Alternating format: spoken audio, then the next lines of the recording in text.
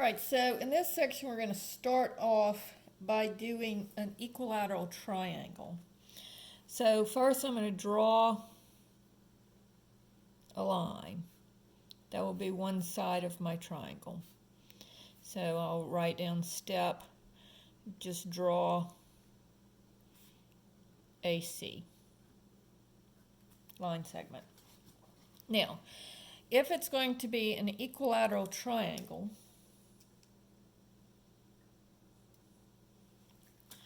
then the sides have to be the same length. So I'm going to measure the length of this side. Right? I'm going to keep my angle the same. Now I'm going to draw an arc, same length up here at the top from C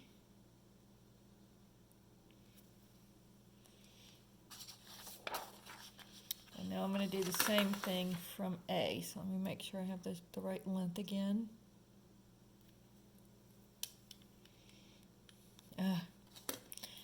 Let me measure again.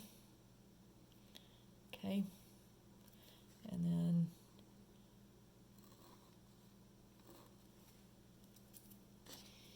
so that looks about right here. And so this gives me my point B. So step 2 is to draw an arc the same length as AC. So we want to measure this length, and you're going to draw it from C and then from A. And that defines point B. All right? And so now I just draw my triangle from A to B and C to B. And so now, notice that this length is the same as this length, and it's the same as this length. So it is an equilateral triangle. Now, if I circumscribe a circle around this polygon, so I'm going to I need to remember I need to make two perpendicular bisectors. So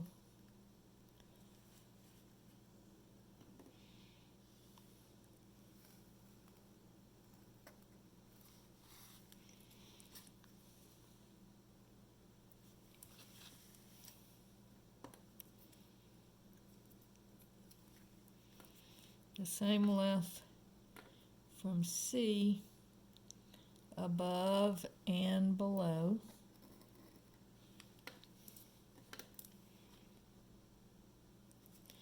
As it is from A.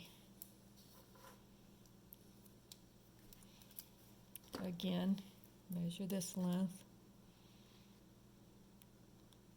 And now I'm going to go from A. Both above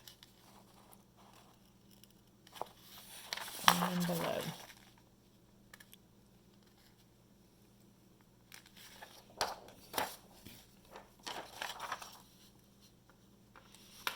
So that would be here, and see where I made my mark, and here. And so this line right here is the perpendicular bisector of AC. So these two parts are equal, and the line bisects. So from A to this point here and C to this point here are the same length, and it's also perpendicular. All right, and then I'm going to do the same thing for A and B, and this is going to give me my center for the line that circumscribes this polygon. So I'm going to pause the video here and draw the circle so that you don't have to keep watching me do this. So what I did was I made another perpendicular bisector by measuring from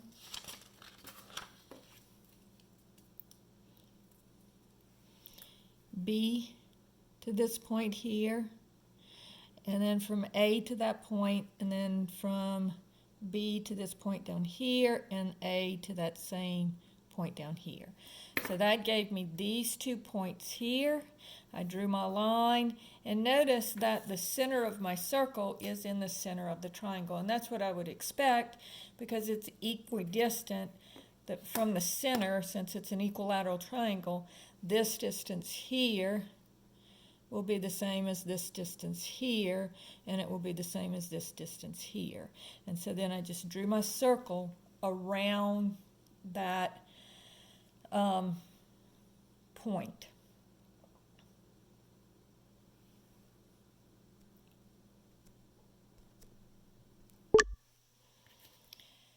So once I have my equilateral triangle, then I find out where my center for my circle is going to be. And you can look at how to subscribe a circle around a triangle to see how to do that. So this gives you your polygon, your equilateral triangle. Now we're going to look at how to make a family out of this.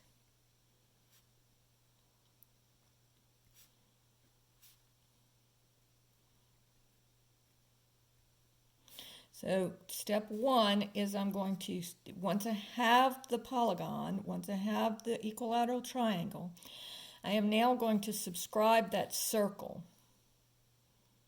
I mean, not subscribe, circumscribe.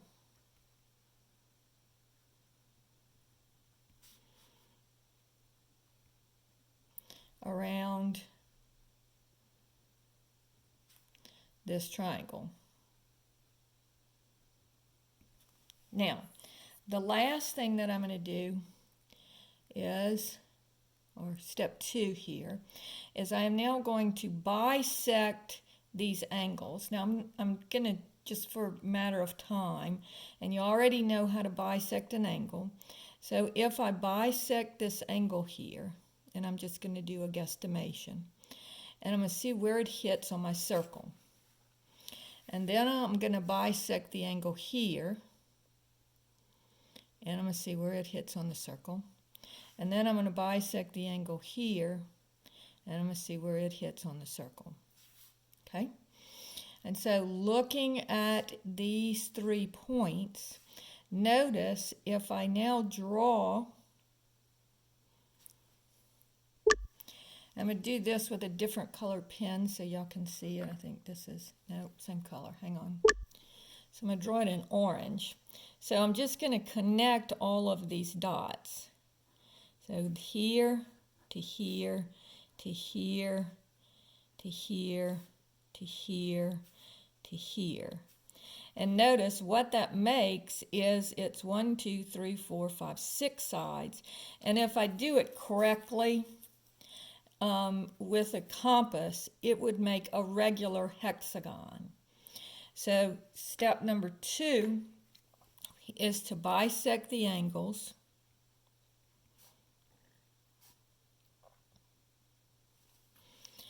And then where that angle bisector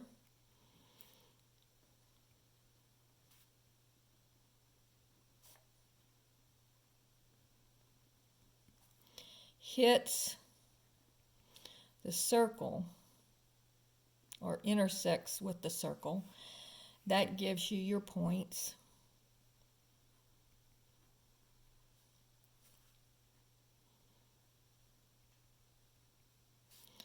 For your hexagon. And then notice I could bisect the angles again, and that would give me 12 sides. So when I start with 3 and I bisect the angles, that gives me 6. And then if I bisect the angles again, I'd get twice as many points. So that would give me a 12-agon. And then if I bisect the angles again, That would give me 24. So notice that this is 3 times 2 to some value k, where k is a whole number. All right, so that's a family of n-gons. Now, I can do the same thing if I start out with a regular pentagon, or any figure that I can draw a regular figure about. Then it is going to be, I can double it by just cutting the angles in half. And so so again, and I'm just going to try to freehand this. So if I do a regular pentagon, and I know that this is not a regular pentagon, but I just want you to see what I'm doing. And I circumscribe a circle around it. And notice, if I bisect all of my angles, notice that it gives me twice as many points. And so I have a point here, a point here, point here, point here, a point here, a point here, and a point here. So I started out with 5 times 2 would give me 10. So if I drew this, it would be a decagon, because it would be here to here, here to here, here to here, here to here, here to here, here to here, here to here, here to here, here to here, and here to here. And so it would be 10 sides, and they would all be the same length. So once you have a regular n-gon, you can make a family of n-gons. And then I could do it again.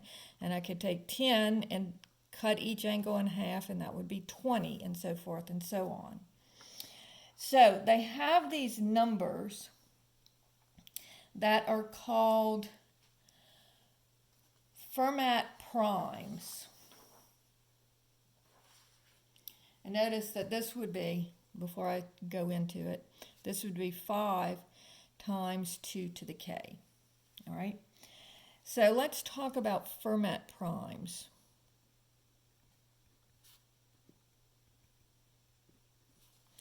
And Fermat prime numbers are 2 raised to the 2 raised to the k plus 1. Now let's look at each one. So if I let k equal 0, that would be 2 raised to the 2 raised to the 0. So let's start with our first exponent here. 2 to the 0, remember anything raised to the 0 is 1. So that would be 2 to the first plus 1, which would be 2 plus 1, and that would be 3. So 3 is my first Fermat prime. If I have f of 1, that would be 2 times 2 to the first, raised to the 2 to the first, plus 1. So, again, starting with just this, 2 to the first is 2. And then 2 squared is 4 plus 1 equals 5. And if I do f2, that would be 2 raised to the 2 squared. And then again, working my exponent first, 2 squared would be 4. So 2 to the 4th would be 16, plus 1 would be 17. And I'll do one more, and they get pretty high pretty fast. So F3 would be 2 raised to the 2 to the 3rd plus 1, which would be 2 to the 8th plus 1. And 2 to the 8th is 256 plus 1 would be equal to 257. And then if I let f equal 4, it actually goes all the way up to 65,637. And so this is how, these are what's called the Fermat primes. And the reason that we want to know about Fermat primes is because of something that's called Gauss's theorem.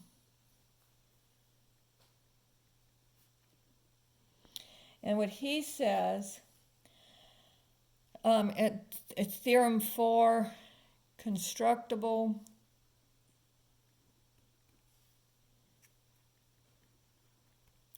regular n-gons. And remember, a regular n-gon, a regular polygon, means that all of the sides are equal and all of the angles are equal. So you can construct them using a compass and a ruler. So using a straight edge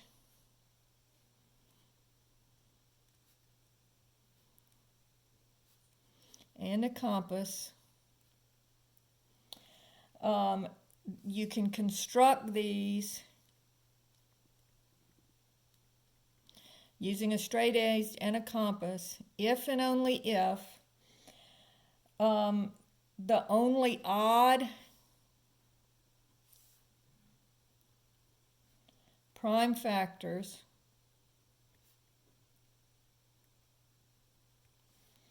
of n are distinct Fermat primes.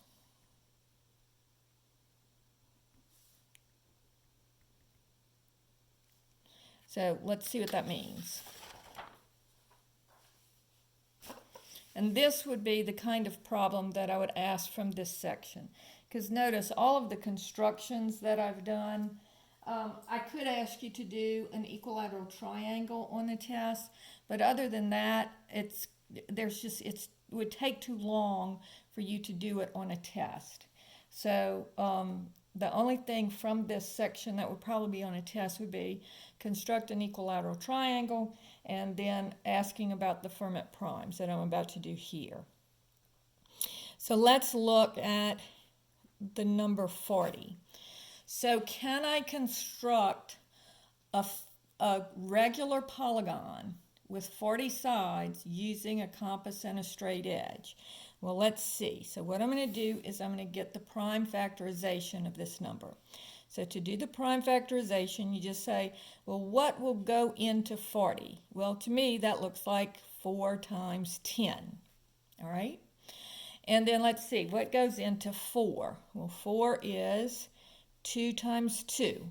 Now, this is a prime number, and this is a prime number, so I will circle them. And then this would be 2 times 5. So that's a prime number, that's a prime number. And remember, prime number is a number that nothing else will go into it except for 1 and that number. It has exactly 2 factors, 1 and the number itself. So this would be 5 times 2 to the third. Now, I'm not worried about how many 2's I have. What Gauss's law says is that the odd numbers have to be only Fermat primes. And as we saw, the Fermat primes that you're going to have to be dealing with are 3, 5, and 17. So if the odd numbers come out to be 3, 5, or 17, then you know that you can construct this 40-agon with 40 sides, all of equal shapes, all of equal sides, using a compass and a straight edge. Now, I wouldn't want to do it, but it would be possible. All right? Problem number 2 says, what about 45? So this would be, and I would think of this as 9 times 5. And then this would be 3 times 3. 5 is prime, but 9 is not. 3 goes into it. So that would be 3 times 3. So this is 3 times 3 times 5. So the answer to this one is yes, I can do the construction. But the answer to this one is no, I cannot. Because look, the 3 is written twice. So you can't have, they have to be only distinct Fermat primes.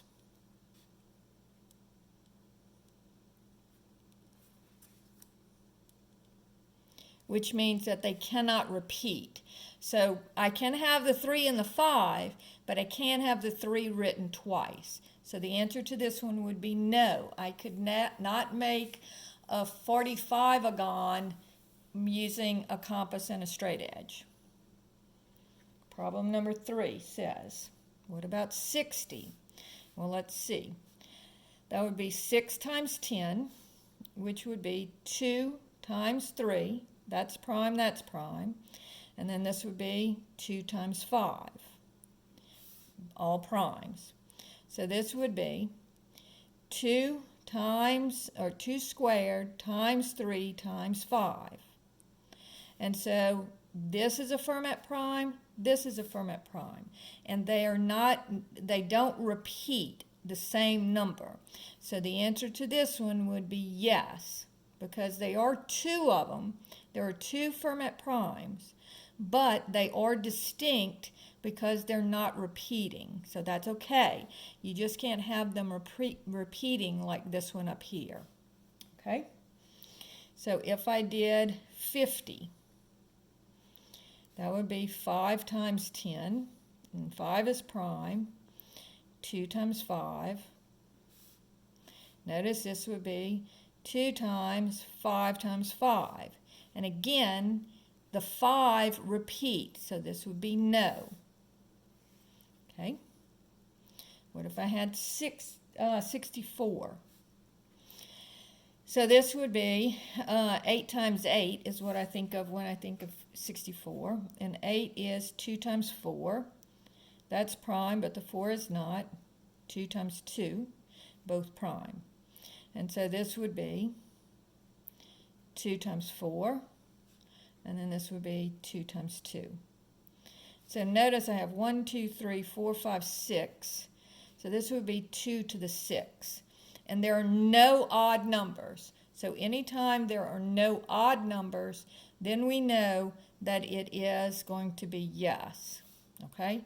We don't care about how many even numbers we have or how many 2's we have in there, because remember, we can divide those angles in half as many times as we want. So the 2's don't matter. It's just what are you starting with the odd numbers. Problem number 6, 21. So this would be 3 times 7. Now, 3 is a Fermat prime, but 7 is not a Fermat prime. So according to the theorem, the Gauss's theorem, they have to only be distinct Fermat primes. So only odd numbers that are distinct Fermat primes. So 7 is not a Fermat prime, and so the answer to this is no, we could not make a regular 21-agon using the only a straight edge and a compass. So the homework for this section is going to be, this is section 14.4, it's going to be 1, 2, 4, A, B, and C, 5, 7,